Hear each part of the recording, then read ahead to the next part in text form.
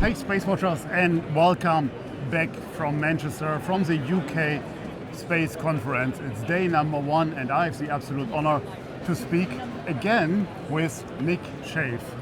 Nick is the Managing Director of Astroscale UK and a key voice in the UK in the global space sustainability area, and I admire him for this work. So how are you doing Torsten. today?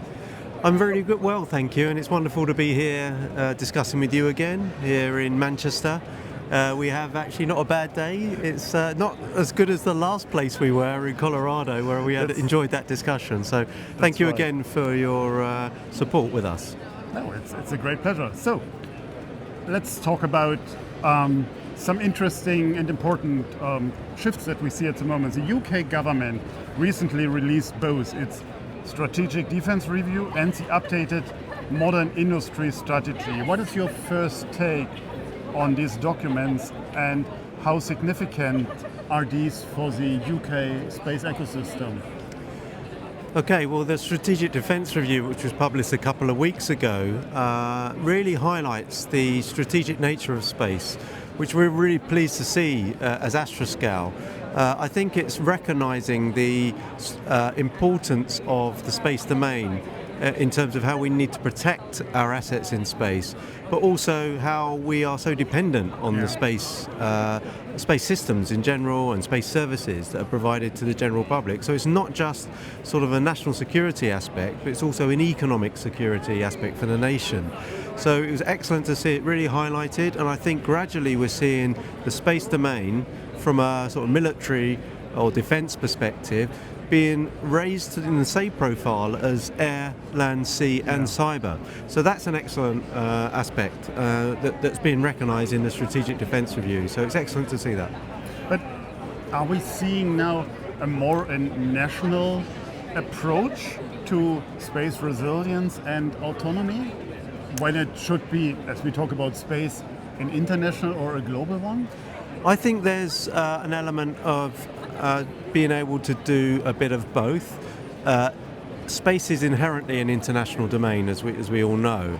However, in order to project the right amount of capability to potential adversaries in the defence domain, you need a level of national power, and you need to bring that to bear with international partners. And I think that's a really important aspect that is highly recognised in the Strategic Defence Review. And UK Space Command, the part of the MOD that's tasked with protecting our space assets and our interest in space, have a long-standing partnerships with many different countries and organisations around the world, such as the US, such as NATO, such as the Five Eyes partnership, and into the EU and so on. So that's really important. On the other hand, we do need to see more national capabilities, and I think again we are seeing that both from the civil and the defence domain. There's a level of investment that we're seeing that's gradually starting to pick up, I think, in partnership with very important collaborations that will endure, I'm sure, such as the European Space Agency and others in the civil domain. So yeah, I think we're going to see a more balanced portfolio approach from our government here in the UK, and I think that's really welcomed by the industry. I mean, it all comes at a time where the US Space Force just released their commercial partner strategy. So I think that's also an interesting step that was announced in Colorado Springs and now got delivered, but really welcoming international collaboration, and I think that's something that we need to see these days. Very much so. You have been tireless advocating for space sustainability over the last years. How do the current policy shifts align with Astroscale's missions, and are we already seeing a momentum towards regulatory and or increased funding support, as you mentioned before? I think we're seeing a shift. There's still some work to do within government, particularly on the defence domain and also in the civil domain as well.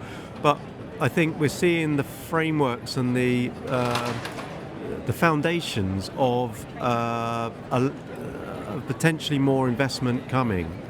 It has to be aligned with our own private investment as well, and I think companies that are matching private investment with some of the national funding activities are really the ones that are going to succeed here.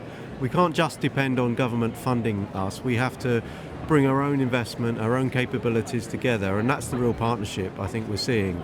So yes, I think there are signs of more investment coming from through UK Space Command.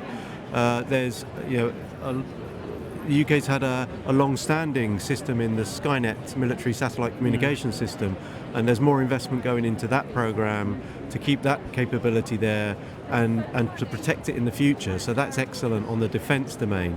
And obviously we have approaching the ESA Council of Ministers in November. So I think there's a lot of work in government at the moment looking at what the priorities need to be there, aligned with the sort of published domain areas that the UK government are looking at, which includes in our area ISAM, the in-orbit servicing, assembly and manufacture, which is one of the 5 priorities in government. So we're really pleased to see that investment that's likely to come through ESA nationally and through, matched with private investment. Let's a bit unfold what you just said, but because you triggered a number of topics I want to look into. The first one is that both documents we spoke about earlier, there's a review and the strategy, both highlight to the fusion of civil and defense capabilities, and what role can the UK industry, especially Astroscale, play in delivering this kind of dual use capacities, because I think the UK is much on the forefront of bringing that together, so there is no reservation on the academia side for dual use, vice versa on the military side to work with academia. Yeah, I think space is inherently, I would argue, a dual use, or perhaps there's a slightly newer phrase that's being used, dual purpose. We can use assets in orbit to protect our national infrastructure, as well as provide services, or while we're providing services to citizens. So I think it is inherently dual purpose. I mean, you build a spacecraft, it's probably, we can debate this point, but 80-90% similar between a defence or a civil spacecraft, and it's some of the applications or the payloads that might be embarked on those spacecraft and in the ground segment. So I think there's inherently a dual use nature, and I think what the UK government are looking to do is to try and find our ways of capitalising on where there is really key core competencies across the 2 areas. And again, ISAM is a good example of the protect and defend mission, as it's sometimes called, in UK Space Command, and ISAM in the civil demand or commercial area. So yeah, there's definitely a push, and I'm seeing a lot of good joined up thinking in government, which I'm really pleased about, and something I haven't seen, a little bit of a controversial point, I haven't seen it a lot in my career to date. It's been quite separated between civil defence, but now I see much more joined up thinking, which is brilliant to see. No, that's what I meant before. So, and I think from an outsider view, from in my case a German view, to see how close that is interwoven in the UK, it's a very good example how it can be. Germany is building up on that, but we are not there yet. So, you mentioned the Ministerial Conference, and I do have to ask, what is on your wish list as Astroscale for the Ministerial? What are you putting in Paul Bates' notebook?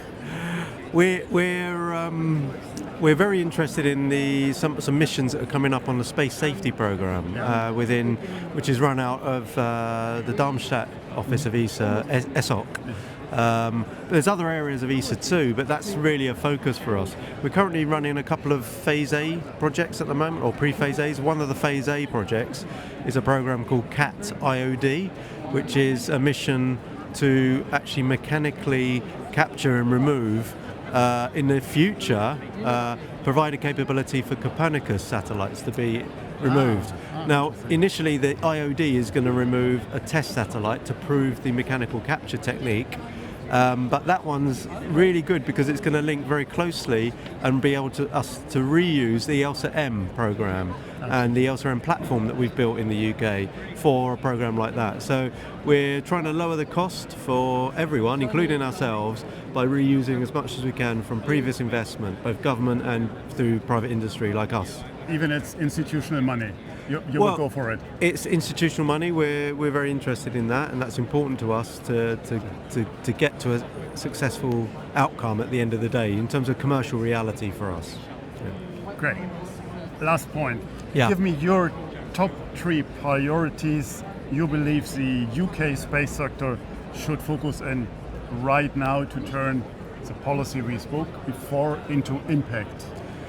I think top 3. So I think there's a lot of ambition in the UK, and I think we need to. My top priority would be we need to diversify the funding that is provided to support some of the companies at the moment through in a targeted way. I think there is a move in the UK government. I think there is a move in the UK government rather than using grants to move more towards contracts that provide real capabilities. So it's like moving from the TRL 1 to 3, getting across that valley of death into TRL 7, 8, 9 into orbit, and I think picking winners is probably a bit of a difficult phrase, but it's more about where you see companies really growing, really expanding, investing themselves, and taking that to the next step and making sure the government focuses on the guys that are really going to get there. So less water cannon. Yes, that's what I think. More injection. And I think the government is realising that because we're in that phase at the moment. So I'm really pleased to see that's number 1 priority. Sorry for the long answer. I think the second one is what we talked about earlier and how to bring that defence and civil and commercial together so that there's one investment happening inside government where it's needed or in industry and providing a similar capability and tailored as necessary to a different application. And I'm really pleased to see more of that going on. And then the third one is really strengthen and not forget our really important international partnerships through ESA, through NATO and with our US and other allies as well. So those are the top 3 things, and I think bringing capabilities to our allies as well as taking services from them is really important. We need to be doing that too. Thank you very much. Thank you, Torsten. It was a great pleasure to talk to you, and I wish you and the team behind you all the best, and I'm quite sure we will pick up on a few of these talks in the next conversations. Thank you very much, Torsten. Really enjoyed it. With that, Space Watch out.